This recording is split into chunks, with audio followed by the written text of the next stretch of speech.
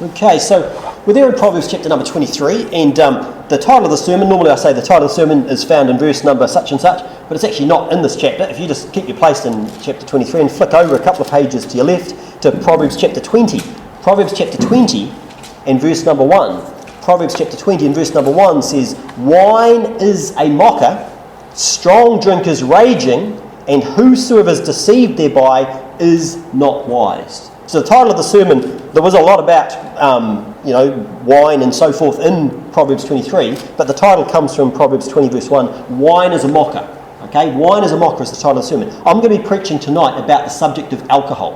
Okay, and this is a very serious subject. It's a very important subject for people to get a grasp upon, because this is a subject that, it's probably ruined more people's lives than just about anything else that you could think of. Okay, the number of people that I know personally whose lives have been destroyed by alcohol, it's large. Okay, and everyone, if everyone thinks about it, everyone probably knows an alcoholic or a number of alcoholics. But even people who aren't necessarily alcoholics, people have still, their lives have been changed because of what they've done while under the influence of alcohol. And we'll get into that as we go through. So tonight, I've basically broken down the sermon into three different points. There's three different things we're going to look at. Firstly, we're going to look at, the first point is declaration. We're going to say, what does the Bible declare about alcohol? What does the Bible say about alcohol? The second thing we're going to do is we're going to look at some Bible words that are related to alcohol. We're going to look at and see the definition of what it says about alcohol. And then the third thing we're going to look at is making a decision. And that's, what am I going to do when it comes to alcohol? So we've got declaration, then we're going to look at a few definitions, then we're going to make a decision. So starting off with, what does the Bible declare about alcohol? So let's go back to Proverbs chapter 23. Proverbs chapter 23 and verse number 29. Proverbs chapter 23 and verse number 29. It says, "Who hath woe? Who hath sorrow? Who hath contentions? Who hath babbling? Who hath wounds without cause? Who hath redness of eyes? They that tarry long at the wine, they that go to seek mixed wine. Look not thou upon the wine when it is red, when it giveth its colour in the cup, when it moveth itself aright. At the last it biteth like a serpent, and stingeth like an adder. Thine eyes shall behold strange women, and thine heart shall utter perverse things. Yea, thou shalt be as he that lieth down in the midst of the sea, or as he that lieth upon the top of a mast. They have stricken me, shalt thou say, and I was not sick. They have beaten me, and I felt it not. When shall I awake? I will seek it yet again." So notice, starting off here, this whole passage from verse 29 through to 35, and there were other things that also talked about wine bibbers and stuff earlier on, but this whole passage is basically talking about alcohol. And what does it say about it? It says, "Who hath woe?" Now what's woe? Is woe a good thing, or is woe a bad thing? Woe is a bad thing. Who hath woe? Who hath sorrow? Sorrow, obviously that's not a good thing. Who hath sorrow? Who hath contentions? Contentions is another word for fighting. Who's fighting? Who's got woe? Who's got sorrow or sadness? Who's got fighting? Who hath babbling? Babbling is basically when someone's talking, but it's just like they're just talking and it's just nonsense. There's an overflow of words. It's like a babbling brook, just lots and lots of words without any meaning. Okay? Who hath wounds without cause? So they're wounded there, maybe they're bleeding, they're damaged, but they're not really sure what the cause is. They've got wounds without cause. Who hath redness of eyes? And then it tells us, verse 30, "They that tarry long at the wine, they that go to seek mixed wine." Then verse 31 says, "Look not thou upon the wine when it is red, when it giveth its colour in the cup, when it moveth itself aright." So it's a warning here. It says, don't look upon the wine. Don't look at it. Verse number 32 says, "At the last it biteth like a serpent, and stingeth like an adder." So we see at the start, it says, don't look at the wine when it's red, when it gives its colour in the cup. You can sort of think of wine as something attractive, something that someone might want to look at. But it says, look, at the last it biteth like a serpent and stingeth like an adder. So it might appear to be attractive at the start, but the end is not so attractive. It's not so good. It bites like a serpent. It stings like an adder. And then it goes on to describe some specific things that are going to happen. It says, "Thine eyes shall behold strange woman." So when it talks about the strange woman, in the book of Proverbs, you'll find the strange woman is mentioned a number of times. And it's not talking about the odd or peculiar woman. Basically what it's saying, it's someone who, when think of someone's a stranger, you're not familiar with who they are, and that's what it's talking about. It's thine eyes shall behold strange women. So think of a man who's married. Obviously he has his wife, who he should be with his wife, But when he drinks, his eyes are going to be looking at strange women. They're going to be looking at a woman who's not his wife. Some other woman is who he's going to be looking at. And then it says, and thine heart shall utter perverse things. There's going to be bad things coming out of his heart. Yea, thou shalt be as he that lieth down in the midst of the sea, or as he that lieth upon the top of a mast.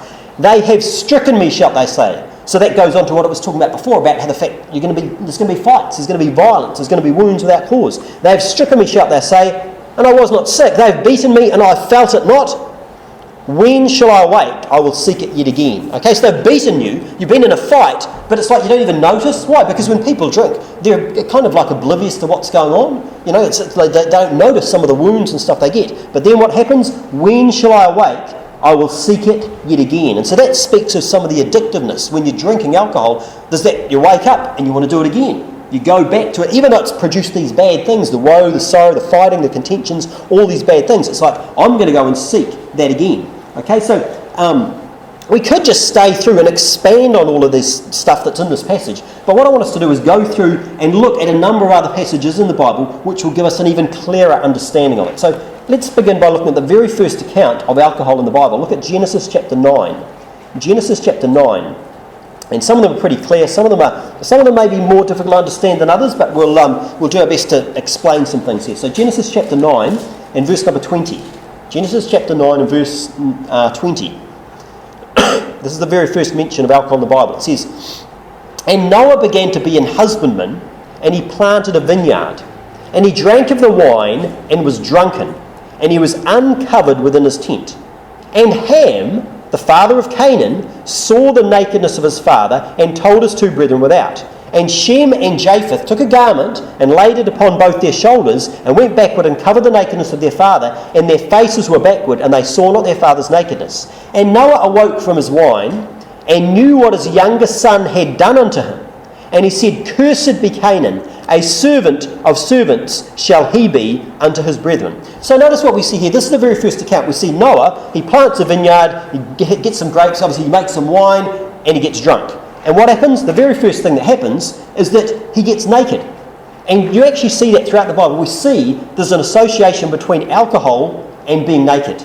Okay, you don't have to turn there, but for example, it says in Lamentations 4:21, it says, Rejoice and be glad, O daughter of Edom, that dwellest in the land of Uz. The cup also shall pass through unto thee. Thou shalt be drunken, and shalt make thyself naked.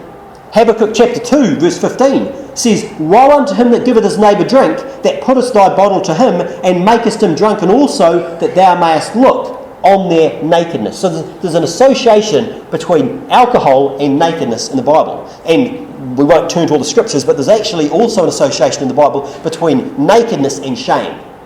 Okay, right back at the very start, Adam and Eve, the man and his wife, were both naked, and they weren't ashamed at the very start. But then sin entered into the world, and right throughout the rest of the time, we see there's this shame associated with nakedness. I mean, who would want to come along to church tonight naked? I don't think anyone would want to. Okay, what? You'd be ashamed. You'd be embarrassed. Okay, now there is a time to be naked. You know, when you're in the shower. You know, when you're in your own bedroom. There's times. But you don't want to be out naked in front of other people. And yet, what happens is that when people drink, there is a tendency for them to get naked. I mean, me and the boys, we often go soul winning, and I remember one time, it was actually a snowy night, we were soul winning and we were down Hyde Street, down the varsity, going down Hyde Street, and while we were busy preaching the gospel to someone at the door, some guy ran down the street completely naked. Now, I'm pretty sure that he'd been drinking. I don't think he was sober when he did it, and it's fairly likely down at High Street that's the case. But we see throughout the Bible, nakedness and shame are associated with each other. But just to give you a bit more of a clearer picture, you might not have noticed what happened. In this Genesis chapter 9, we see Noah gets drunk, but then see what happens. He's drank the wine, he was drunk, and he was uncovered in his tent. So he's naked, okay. But then it says, Ham, the father of Canaan, saw the naked of his father and told his two brethren without. Now what happens? Shem and Japheth, they come take a garment and cover him up. When Noah awakes from his wine, it says he knew what his youngest son had done unto him, and he said, Cursed be Canaan, a servant of servants shall he be unto his brethren. And so, when Noah awakes from being drunk, it says he knew what his youngest son had done unto him. Now there's some debate here, some people have different views upon this, but I think it's pretty clear that definitely Noah's youngest son did something to him while he was drunk. Okay? And so that's why when Noah wakes up, he says he knew what his younger son had done. It wasn't just that his younger son had looked. It says his younger son had done something to him. And because of that, when he wakes, what does he say? He said, "Cursed be Canaan."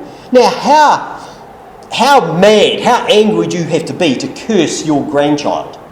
You have to be pretty mad, wouldn't you? It wouldn't be something you'd do lightly. Would you curse your own children? Would you curse your grandchildren? No, certainly not. But so definitely something has gone on there. And the most likely thing that has happened, because throughout the Bible when we see this association, what happens when people are drunk? People are naked. Often people are taken advantage of. Okay? And that's what we read in Habakkuk. Woe to him that giveth his neighbour drunk, that puttest thy bottle to him and makest him drunk, and also that thou mayest look on their nakedness. People do that today. They get people drunk. Why? To take advantage of them. So what could well be the case is it could be that Canaan committed some sort of homosexual act on his grandfather. And that's why Noah awakes from his sleep. He knows, awakes from his drunken stupor, knows what his grandson's done, and that's why he curses him. I've heard people say that it was really Ham that did this. But that doesn't really make sense for it to be Ham. Because why would Noah curse Canaan for something Ham had done? I mean, does that really make any sense? Let's say I did something to really offend my father. Would he then curse Nathan? That doesn't make any sense at all. That doesn't make sense. And also, just to help you understand, it's important that when you're looking at the Bible and the language in the Bible, when it says, knew what his youngest son had done unto him, now when we use the word son, that generally means your direct son. Like my father would not normally call my children his sons. But in the Bible, we do see the word son used many times. I mean, Jesus Christ is called the son of David. David is called the son of Abraham. And so the word son can be used to be not necessarily a direct descendant, but like a grandchild or a great-grandchild, etc., etc. And so it makes sense to say the younger son. And also when you look at the ages of the children, Shem, Ham and Japheth, Ham actually wasn't the youngest of those three children. Okay? So just an important thing to understand there. So the very first thing we see here is it seems to be associated with something pretty bad. Let's look and see what the next mention of alcohol in the Bible is. Look at Genesis chapter 19. Genesis chapter 19. Now that last one, you might say, well, that's a bit obscure, might be a bit open to interpretation. There's not a lot of interpretation that's needed for this next one. Genesis chapter 19, verse 32. It says, and this is talking about, this is Lot after he's escaped. And just remember we talked about Canaan?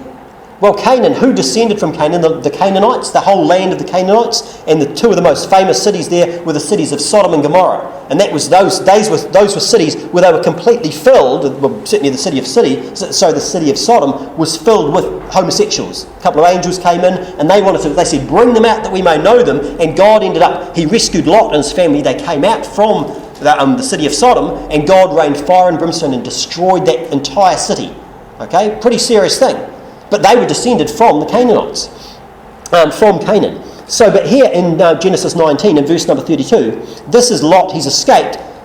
His wife didn't make it, but he came out, and his two daughters, and they end up just living basically in a cave in the wilderness. Verse 32, and they say, come, let us make our father drink wine, and we will lie with him, that we may preserve seed of our father. And they made their father drink wine that night, and the firstborn went in and lay with her father, and he perceived not when she lay down nor when she arose. And it came to pass on the morrow that the firstborn said unto the younger, behold, I lay yesternight with my father, let us make him drink wine this night also, and go thou in and lie with him, that we may preserve seed of our father. And they made their father drink wine that night also, and the younger arose and lay with him, and he perceived not when she lay down and when she arose. And so what we see here, well, we'll keep reading actually, thus were both the daughters of Lot with child by their father, and the firstborn bare a son and called his name Moab, the same as the father of Moabites unto this day, and the younger she also bare a son and called his name Ben-Ammi, the same as the father of children of Ammon unto this day.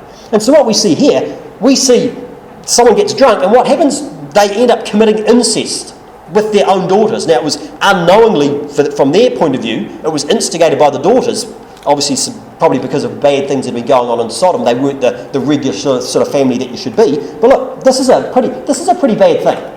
Would you not think? Do you not think is this a bad thing, or is this a good thing? This is a bad thing. So this is the second mention of alcohol that we see in the Bible. Okay, have a look at Isaiah chapter number 5. Isaiah chapter number 5. Because you're giving alcohol a bit of a hard rap. I mean, surely it's not that bad. Look at Isaiah chapter 5 and verse number 11. Isaiah chapter 5 verse 11 says, woe unto them that rise up early in the morning, that they may follow strong drink, that continue until night, till wine inflame them. Look at verse number 22.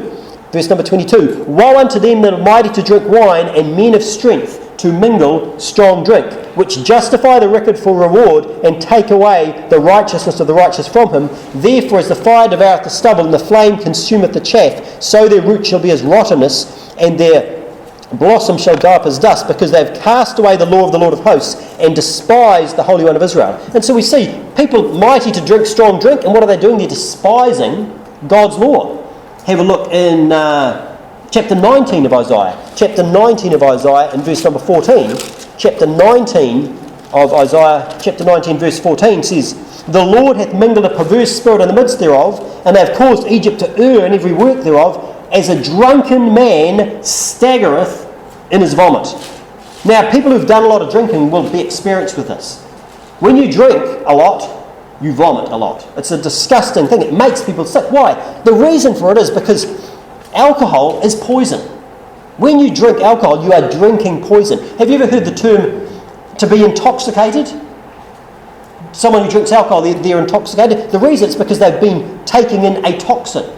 Something is toxic. If something's toxic, it means it's poison. And that's why your body is wanting to vomit it to get rid of it. He says, as a drunken man staggereth in his vomit. Have a look at chapter 28. Chapter 28 of Isaiah. Chapter 28 and verse 1 says, "Woe to the crown of pride, to the drunkards of Ephraim, whose glorious beauty is as a fading flower, which are on the head of the fat valleys, of them that are overcome with wine." Look at verse number 7. "But they have also erred through wine and through strong drink, and are out of the way. The priest and the prophet have erred through strong drink. They are swallowed up of wine. They are out of the way through strong drink. They err in vision, they stumble in judgment. For all tables are full of vomit and filthiness, so that there is no place clean." It's pretty bad. Have a look at Jeremiah. Jeremiah chapter 48. Jeremiah chapter 48. It doesn't paint a good picture. Jeremiah chapter 48 and verse number 26 says, "Make ye him drunken, for he magnified himself against the Lord. Moab also shall wallow in his vomit. He also shall be in derision." Okay, look at Proverbs chapter 4. Proverbs chapter 4 and verse number 14. Proverbs chapter 4 and verse 14 says, "Enter not into the path of the wicked, and go not in the way of evil men. Avoid it, pass not by it, turn from it and pass away. For they sleep not, except they have done mischief, and their sleep is taken away, unless they cause some to fall. For they eat the bread of wickedness, and drink the wine of violence." Okay, so this is the picture that the Bible portrays of alcohol. This is what the Bible declares about alcohol. It doesn't speak of it in a wholesome light. It's associated with the grossest forms of sin. We've seen homosexuality, we've seen nakedness, we've seen incest, we've seen abuse, we've seen vomiting, we've seen violence. Now, the way the Bible portrays alcohol fits exactly with what we see in the world today. I mean, we live in a country, New Zealand, that is filled with alcohol, and equally, it's filled with violence. Okay? I mean, isn't it a fact that if you go down to the accident emergency, that there are times when it's quiet and there's times it's really busy? And isn't it the times that it's really busy, especially like Friday and Saturday nights when people are out drinking? I mean, Jordan's ambulance man, you know, first aiding stuff. Is that right? Yes, you? Oh, it's the other one. Oh, sorry, it was Jesse, sorry. The guy was here this morning, Jesse. He was, he's trained to be, he's like the, what do you call it, like a medic on an ambulance. And so when that's right, policeman, that's what you are. But you'll have experience with it too before you know, okay? But the guy this morning, he was on the ambulance. And when you're giving first aid to people, how often do you think, because he was talking, he said there was times when it's really quiet and there's times when it's really busy.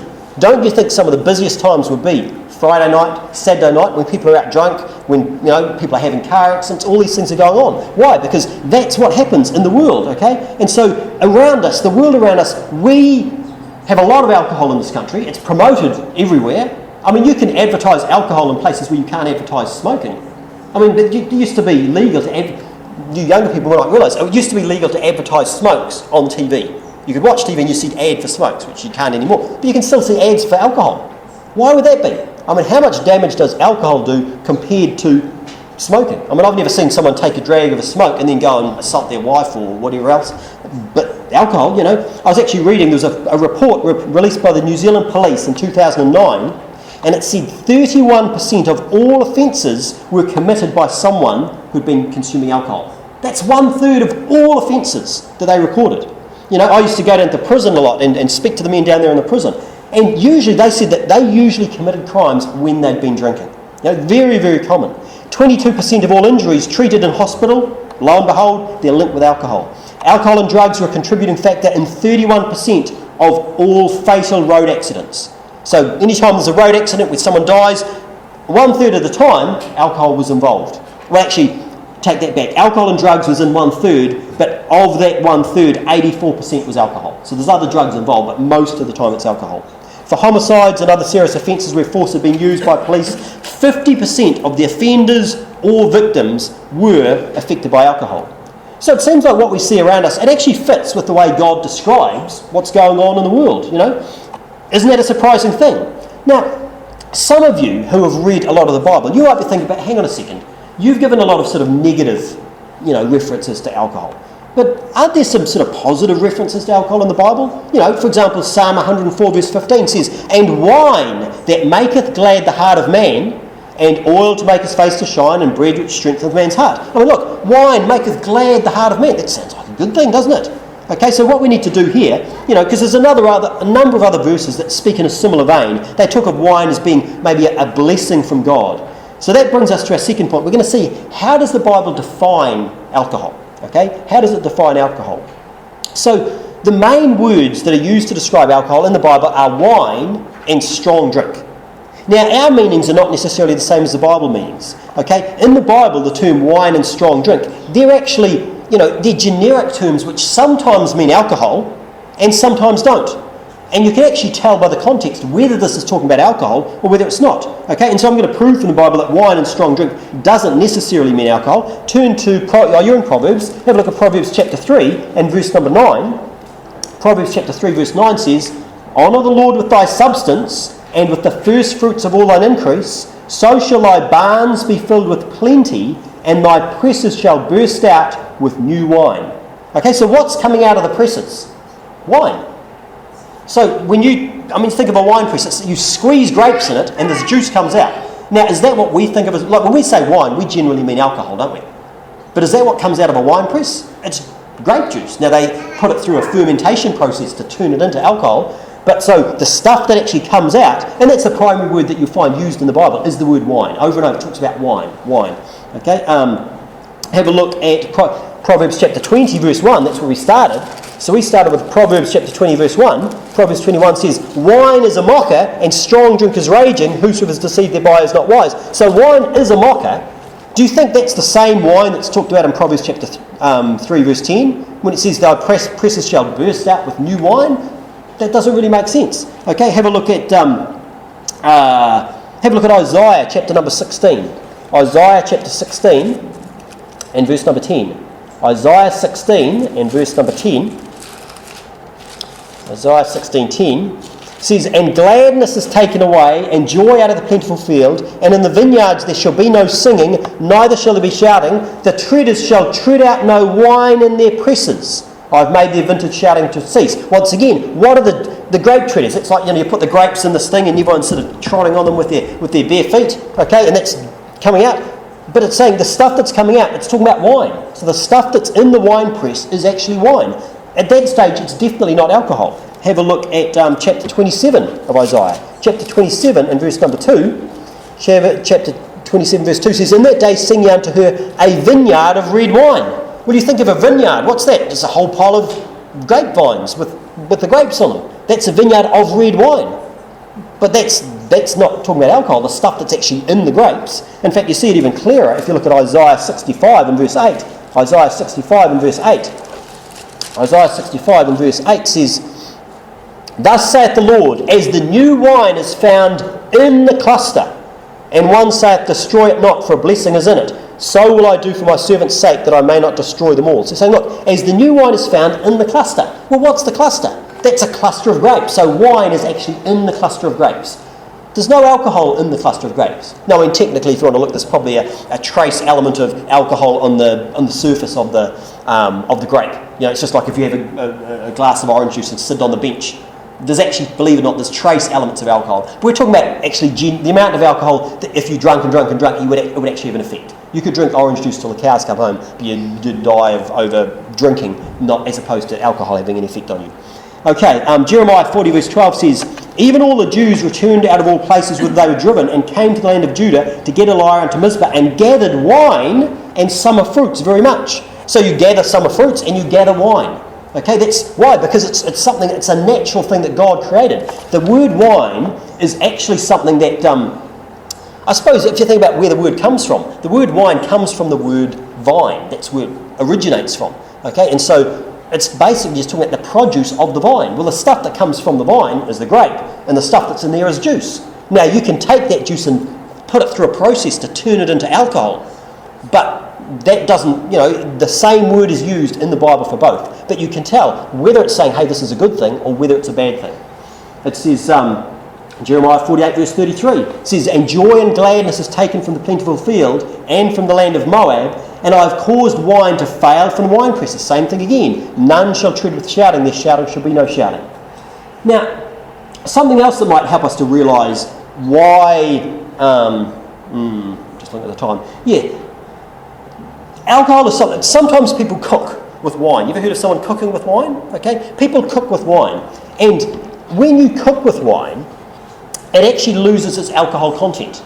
Did you know that? Because when you put alcohol, if you heat alcohol, I think if you heat it up to 78 degrees, then alcohol evaporates at that temperature. Unlike water, you're supposed to boil it at 100 and then it steams off. But alcohol at 78 degrees, it boils off and evaporates at that point. Okay, and so that's why when you cook with wine, you won't get drunk from eating a casserole that's got wine in it. Okay? And so the point of putting the wine is just to give it the flavour. Okay? It's from the stuff that's in there. That's the whole idea behind it. Okay? Have you ever wondered why it is that they make juice from concentrate? You've been to the supermarket, and often the juice you buy, if you look closely on the label, it'll say made from concentrate. Why is it that they make juice from concentrate? The reason is because it's easier to transport. Because the idea is you boil it all up and you just get left with a sort of a pasty type of stuff, and you can transport that wherever you need it to get it to. Then you add water, and it's obviously a whole pile more of it, which is a lot heavier.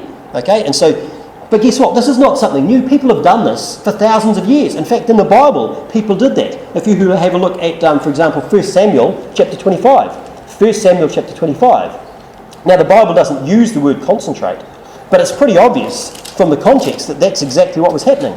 1 Samuel chapter 25 and verse number 18. 1 Samuel chapter 25 and verse number 18. We won't get into the story, but there's this lady Abigail. She's bringing a whole pile of food to satisfy some men there was going to be a battle, but she was going to bring this to sort of pacify them and stop there being a fight. Verse number 18 of 1 Samuel 25 says, then Abigail made haste and took, notice this, 200 loaves and 2 bottles of wine, and 5 sheep ready dressed, and 5 measures of parched corn, and 100 clusters of raisins, and 200 cakes of figs, and laid them on asses. So the number of men that she was coming to feed was actually 400. If we look back at verse number 13, it says, and David said unto his men, gird you on every man his sword, and they girded on every man his sword, and David also girded on his sword, and there went up after David about 400 men, and 200 abode by the stuff. So you've got 400 fighting men are coming through, and she's meeting these 400 men with this stuff. But what does she have? 200 loaves. So you're meeting 400 men. 200 loaves of bread? Sounds reasonable. Half a loaf each. Okay. What else? We've got 5 sheep ready dressed. Okay. 5 measures of parched corn. I'm not sure how much that would be. 100 clusters of raisins. 200 cakes of figs. So notice you've got 100 of this, and 100 of this, and 100 of that. But then look, it also says, and took 2 bottles of wine. I mean, if you're going to take that for 400 men, is 2 bottles of wine, is that really going to be effective? And of course the word bottles doesn't necessarily mean glass bottles. They would use that for skins as well. I won't need to go and prove that, but yeah, they use the same thing for skins because it's like being dried out and whatnot. But the fact is 2 bottles, 2 containers of wine for 400 men. Why? Because what they would have taken is, and this is what they did in Bible days, they would have wine, it's like concentrate. So it's basically they boil it away till you just got the paste, take it to where you want to be, add the water, and then you've got enough for hundreds of people. Okay? This is not something, people have been smart and people have known how to do this for thousands of years. And this is not the only place. It also talks about the same thing in 2 Samuel 16. This is exactly the same thing. 2 Samuel 16 verses 1 and 2. Okay? So we need to also understand that the word drunken doesn't always mean what we think. When we say someone's drunk, then we generally mean that they're intoxicated. But really, drunken, it's just like, it means you've drank. You have drunk, they've drunken. And so there's examples, for example, where in 1 Corinthians chapter 11, verse 29, it talked about people saying you're not meeting to eat the Lord's Supper. It says one, remember we read the other night, one is hungry, another is drunken. That's saying one person's hungry, they don't have enough food, the other one's drunken, they've drunk too much. Okay, it's not saying they're intoxicated, because the Bible says, a drunkard shouldn't be at church. They should be cast out of the church. Okay? Many of the Roman and Greek religious cults, they actually drank. They used to drink unfermented wine in abundance. Okay, they would engorge themselves with food and they would purge themselves. They also drank enormous amounts of unfermented wine in order to be gluttonous. And remember we read that about the drunkard and the glutton should come to poverty? If you've ever read any Asterix books, you would have seen in those Asterix books they had those, I'm trying to think what it was, where they had those like, they were gorging themselves. They had these huge fondues and stuff and they're cooking stuff and just eating and eating and eating. I'm trying to remember which one it was. It was a particular place he went to. But that's what they did. Historically, that's what they did. Now some people say, but hang on a second, what about something like, in 1 Timothy? In 1 Timothy, in fact we were there this morning, have a look at this. 1 Timothy chapter number 3. 1 Timothy chapter number 3. What about these references to wine? 1 Timothy chapter number 3, it says, 1 Timothy 3 and verse 3 says, not given to wine. That's one of the examples of what someone's supposed to do if they're to be a bishop or an elder. It says they're supposed to be not given to wine. Also says in Titus chapter number 1. It says, Titus chapter 1, Titus chapter 1 verse 7 says, not given to wine. So saying, that's saying you just shouldn't have too much wine. But it also says in the same verse, it says not given to filthy lucre. So should you just have not too much filthy lucre? Now filthy lucre, that's talking about like money that's ill-gotten, dishonest gain. It's not just money. Filthy lucre is money that comes from wrong source. Should you have any of that? No, you shouldn't have any of it. And it's the same thing. You shouldn't be given to wine. Okay? What about how about this? 1 Thessalonians chapter 5. 1 Thessalonians chapter number 5 and verse 22. 1 Thessalonians chapter 5 and verse number 22. 1 Thessalonians chapter 5 and verse 22 says, abstain from all appearance of evil. Abstain from all appearance of evil. So you think about it. Imagine if up here at the front I had here I've got a drink bottle. I sometimes have a drink, so my mouth's getting a bit dry. Imagine if instead I had a bottle of Chardonnay or a bottle of Jacob's Creek or whatever, some sort of wine. Imagine if I had a bottle of wine up here. And to just sort of wet my whistle, I was just doing that. Would there be a problem with that? There would. Definitely there would. What about if I had a bottle of wine, but it was just had water in it? So I'm only drinking water, the same as I'm drinking here, but it looked like I was drinking wine. Would that be a bad thing? Yeah, because the Bible says abstain from all appearance of evil. Okay? Now there's another verse people use sometimes to say, well, but surely you're allowed to drink wine, because this is in 1 Timothy chapter 5 and verse 23. Look at that, 1 Timothy 5:23. Paul, writing to Timothy, says, drink no longer water, but use a little wine for thy stomach's sake and thine often infirmities. So here he's saying, look, you should drink some wine because you're a bit sick, and this is going to help your stomach. But the thing is, remember, wine can mean alcoholic, or it can also mean just plain juice. What do you think would be better for Timothy's stomach?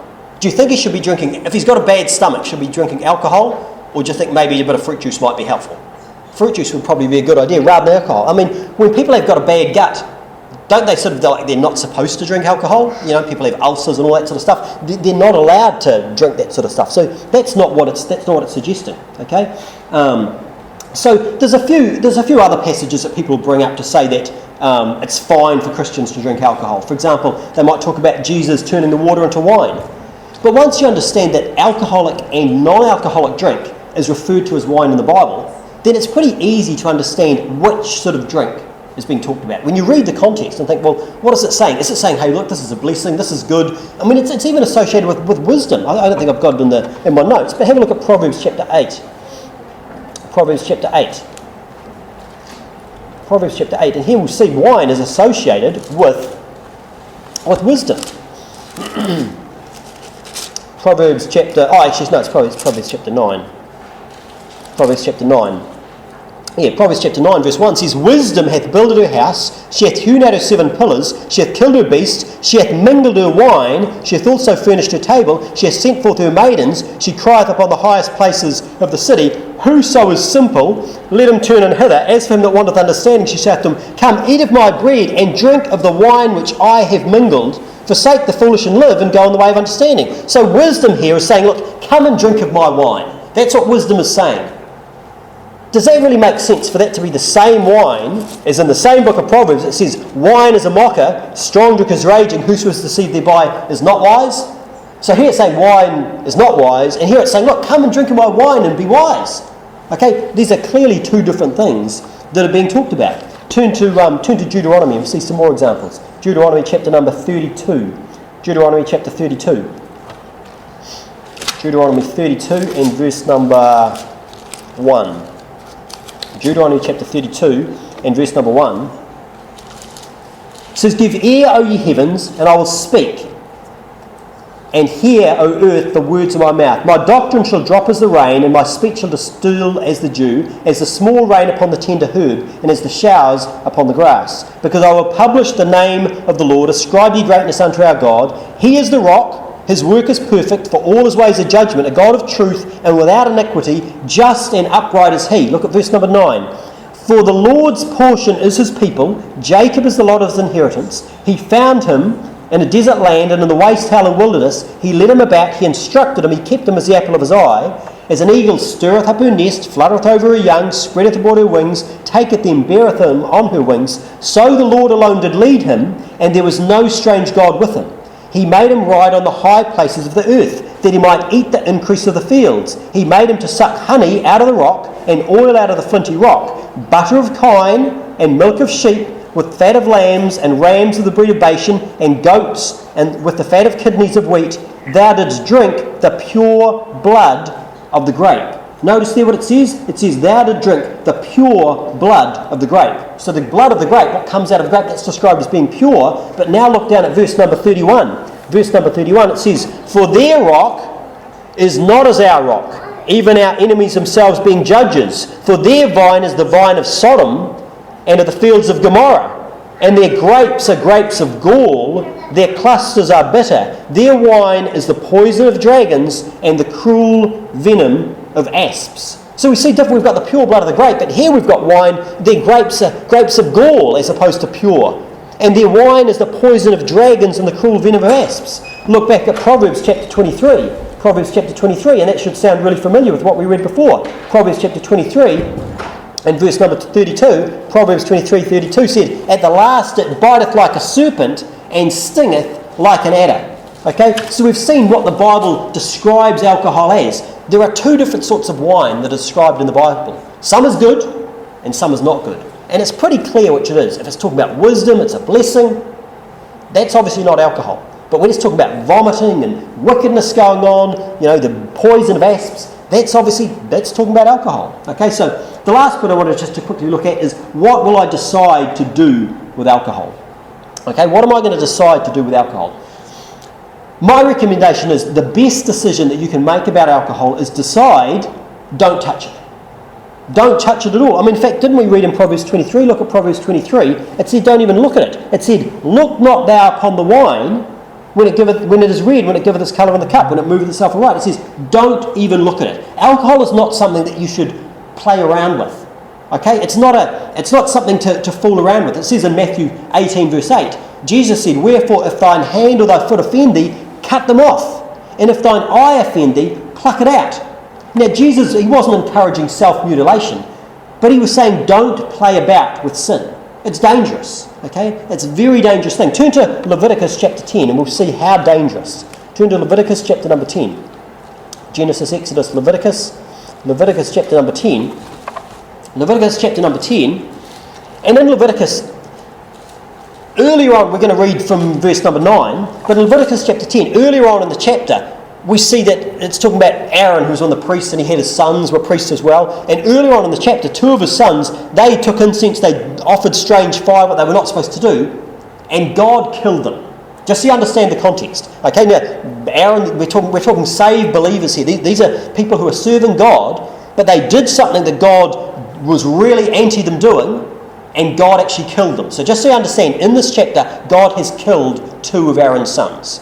Okay, just so you understand. And Aaron being Moses' brother. Now look in in verse number 9. This is what he says, in verse number 8. And the Lord spake unto Aaron, saying, Do not drink wine, nor strong drink, thou nor thy sons with thee, when ye go into the tabernacle of the congregation, lest ye die. It shall be a statute forever throughout your generations, that ye may put difference between holy and unholy, and between unclean and clean. So he's telling, look, he says, do not drink wine. I mean, some people want, is there a clear verse in the Bible that tells me I shouldn't drink? Well, how about this one? Do not drink wine, nor strong drink. He says, thou nor thy sons with thee, when you go into the tabernacle of congregation, lest you die. He says, don't drink, or I'm going to kill you. That's a pretty serious, when he's already killed 2 of his children earlier on in this chapter. That's a pretty serious warning. But notice also it gives a reason for it. It says that you may put difference between holy and unholy, and between unclean and clean. It's saying the reason not to drink is so you can tell the difference between what's clean and what's unclean. Because when people drink, they lose the ability to determine what's clean and what's unclean. Don't people do dirty things when they've been drinking? They do. Don't people end up with their head in a toilet, vomiting, putting your head in a place where that's not the place to put your face, is there. But when people have been drinking, that's where they end up. They end up doing all sorts of bad things because they can't tell the difference between what's clean and between what's unclean. And also it talks about how they're not going to be able to tell the difference. It's saying they won't be able to tell the difference between right and wrong. Have a look at Proverbs chapter number 31. Proverbs chapter number 31. Proverbs chapter 31 and verse number 4 says, It is not for kings, O Lemuel, it is not for kings to drink wine, nor for princes strong drink, lest they drink and forget the law and pervert the judgment of any of the afflicted. So saying it's not for kings to be drinking wine or strong drink. Why? Lest they forget the law, lest they forget God's law. And so once again, it's talking about not knowing the difference between right and wrong. That's what it's warning about. Now you might say, but hang on, back in Leviticus 10, Aaron and his sons, they were priests. Here, this is talking about a king. So, okay, priests aren't allowed to do it, kings aren't allowed to do it, but surely, Joe Blogg's believer, Joe Blogg's Christian, surely we can still drink. But the Bible actually says he has made us, in Revelation, it says in Revelation chapter 1, it says he has made us kings and priests unto God and his Father. Have a look at, in fact, also have a look at 1 Peter. Have a look at 1 Peter chapter 2. 1 Peter chapter 2 and verse number 9. 1 Peter 2:9. 1 Peter 2:9 says, But ye are a chosen generation, a royal priesthood. That sounds like kings and priests. Ye are a royal priesthood and holy nation, a peculiar people, that you should show forth the praises of him who hath called you out of darkness into his marvellous light. So saying, look, you're a royal priesthood and also you're a peculiar people. You're different from the people around you. You should be different from the people around you. Revelation 1:6 says, And hath made us kings and priests unto God and his Father, to him be glory and dominion forever and ever. Now, my recommendation, anyone here this evening who has never drunk alcohol, let me encourage you, stay that way. You don't have to drink alcohol ever. It's not something you have to do. Now, people might think that's a little bit strange. Isn't it a little bit strange not to ever drink? But, and if you make that decision, you're bound to meet people who say things like, why don't you just give it a try? You might like it. If you tried drinking, you might like it. But, that's a pretty daft thing to say. Because, using that logic, you'd have to try every mind-altering drug that there is. Let's try cocaine. You might like it. Try, heroin. Try, what's it? Pee, that's sort of the flavour of the month these days. Try these. Do you think, would that be a good idea? Or would it be a bad idea? It would be a bad idea. What about this? Who's ever lay down, put their head on the ground and let like a semi-truck reverse over your head? Anyone ever done that?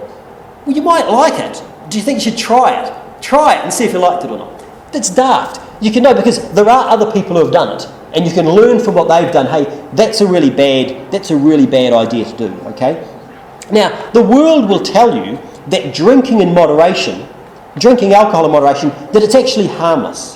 They'll say it's not really a problem. It's not really a big deal, okay? But we need to understand that the world is a liar.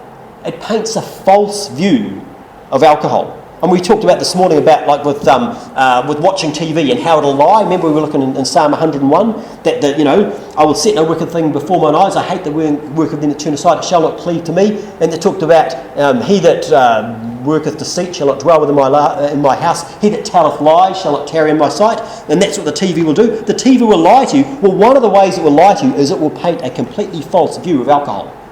If you see the ads for alcohol on the TV, I mean, I'm not sure because I haven't got a TV, but I imagine back in the old days when I saw the ads, there'd be ads for like Steinlager or Tui or all these various brands of beer and stuff like that. And when they'd advertise them, the people that would be advertising them, they'd be really unfit, wouldn't they?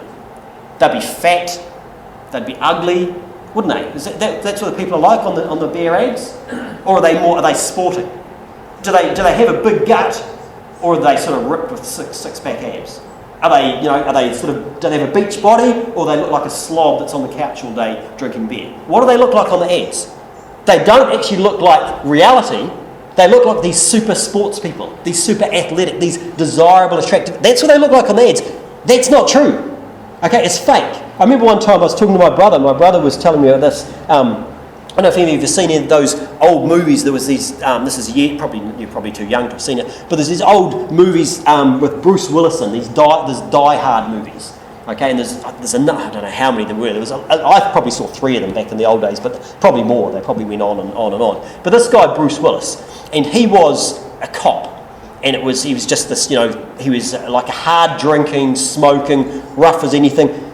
But in the movies, he was super fit, and he performed these sort of athletic things, because he's obviously trying to attacking terrorists and etc. etc. But the funny thing is, well, not the funny thing, the deceptive thing is, in the movies, he was this hard drinking. He liked to drink whiskey and was smoking and all this sort of stuff. But before he filmed those movies, and this is what my older brother was telling me about this, is that he would go on this regime that would practically put an Olympic athlete to shame. That he would, the diet he would be on, the workouts he'd be doing in the gym to get himself in shape for these movies. And then in the movie, he's pretending he's drinking and smoking, whereas when he was training, he was never doing any of that. Cutting out all the stuff. And so it's just fake. What you see on the TV is not actually real. Okay? And so that's an important thing to understand. Is that the TV, it lies to you. It tells you things that are false. It tells you, yeah, you can drink, and it's fine. It's just social. Well, I know a lot of people who are alcoholics, and they started by drinking socially. Okay? And it doesn't happen with everyone. Not everyone becomes an alcoholic, but how do you know it won't be you? How do you know you won't be someone who drinks and becomes an alcoholic and it destroys your life? And not only that, it can destroy people's lives who aren't alcoholics. I mean, there are plenty of people, when I went and visited people in the prison, there are plenty of people who were in there and they did something while they were drunk that they would never have done when they were sober. I could tell you people personally that are in there today because they did crazy things that they would never have done. That's where they ended up. They're inside for years. They're stuck inside there, okay? So, the Bible says we shouldn't be like the world. Have a look at Romans chapter 12. Romans chapter 12 and verse number 1. Romans 12:1. The Bible says, be not conformed. Romans chapter 12 verse 1. He says, I beseech you therefore, brethren, by the mercies of God, that you present your bodies a living sacrifice, wholly acceptable unto God, which is your reasonable service. So think about your body. That's saying your body should be a living sacrifice. So control what goes into your body. Don't put alcohol into your body. It says, and be not conformed to this world, but be ye transformed by the renewing of your mind, that ye may prove what is that good and acceptable and perfect will of God. Okay, so what you see, the view that you see on the TV, it's not real. It's not true. But the thing is, God says that we should be instead conformed. Don't be conformed to the world. We should be conformed to His word. Okay, turn back to Proverbs chapter 23. Proverbs chapter 23. Proverbs chapter 23 and verse number 29. It's not a pleasant subject, alcohol, and some people they don't like to hear it preached about. But it needs to be preached about. Okay? There are people whose lives have been damaged by alcohol, and it sort of can bring up bad memories and stuff like that. But the thing is that the people that I want to listen the most, especially, are the younger people. Listen before you've put your head under a truck and had it rolled over. Listen before your life has been irreparably damaged. Okay? Look at what it says in Proverbs chapter 23, verse 29. It says, who hath woe? Is that what you want? Who hath woe? Who hath sorrow? Who hath contentions? Who hath babbling? Who hath wounds without cause? Who hath redness of eyes? They that tarry long at the wine, they that go to seek mixed wine. Look not thou upon the wine when it is red, when it giveth his colour in the cup, when it moveth itself aright. At the last it biteth like a serpent and stingeth like an adder. Thine eyes shall behold strange woman, and thine heart shall utter perverse things. Yea, thou shalt be as he that lieth down in the midst of the sea, or as he that lieth upon the top of a mast. They have stricken me, shalt thou say, and I was not sick. They have beaten me, and I felt it not. When shall I awake? I will seek it yet again. Look, I could give you personal testimonies of myself and things that have happened in my life and damage. My life has been altered because of what's happened while under the influence of alcohol. I could tell you about those things. I could tell you about people I know. I could tell you about people who've got drunk and run over their friends in their car by accident. I know of people who've done things. You can destroy your life while under the influence of alcohol. And God's word is saying, look, don't do it. It says, wine is a mocker. Strong drink is raging. Whosoever is deceived thereby is not wise. It will ruin your life. It will destroy your life. And so that's my encouragement to you is, look, we've seen what the Bible declares about alcohol. We've seen all the warnings, the descriptions of it, the violence, the vomiting, the bad things. We've seen that when the Bible talks about wine, it's not always talking about alcohol. If it's good, that's not talking about alcohol, because alcohol is not good. When it's talking about things that are bad, yes, that is talking about alcohol. Okay? But then the decision that you make, okay? The decision you make about alcohol, it's going to affect you now, and it's going to affect you in the future. It's going to affect your children. You think about your children. When someone decides, I'm going to drink, or whether I'm not going to drink, that's going to have an effect on their children. Did you know that? We're in Proverbs chapter 23. What did it say there in verse 26? It says, my son, give me thine heart, and let thine eyes observe my ways. A lot of people, isn't there like a drinking age in New Zealand? I think it's like 18. You're only allowed, you're supposed to be 8. When I was younger, it was 20. You had to be 20, but now it's 18. And below that age, you shouldn't be drinking. Why? Because it kills blood, brain cells. And, it's bad for you. There's just so many bad things about it. But the thing is, the Bible says here, my son, give me thine heart and let thine eyes observe my ways. How many parents will drink? And they wouldn't let their little children, they wouldn't let their 7-year-old, they wouldn't let them drink. But when they get older, sort of older teenagers, they'll start to just introduce them to it. But the thing is, do you really want them following in your footsteps? Is that what you really want? Do you want them to go down that path? Who would like their children to be a drunk? Would you like your children to be a drunk? Anyone like their children to be a drunk? Well, they might be. Maybe one of your children will be one of those people who, when they drink, they become an alcoholic. And they followed you down that path. Is that something that you'd want? Okay? And that's what it says. My son, give me thine heart and let thine eyes observe my ways. Let your children follow you in the right way. Don't follow in the wrong way. So decide, say, look, I'm not going to have anything to do with alcohol. I'm not going to touch it. Because at the last, it biteth like a serpent and stingeth like an adder. Let's pray. Gracious Lord, we thank you for your word. I pray you just help each one of us just to take heed to the dangers of alcohol. And I guess I probably didn't paint as bad enough of a picture as I should have tonight, because it's worse than people realise. It's worse because we just get conditioned by what we see in the world. Oh, it's fine. It's okay. It's no big deal. But it destroys lives. Life after life has been destroyed by alcohol. Lord, I just pray that you'd help everyone here to have nothing to do with it, not to look on it, not to touch it. Lord, we thank you for the warnings of your word. We thank you and we love you and we praise you in Jesus' precious name. Amen.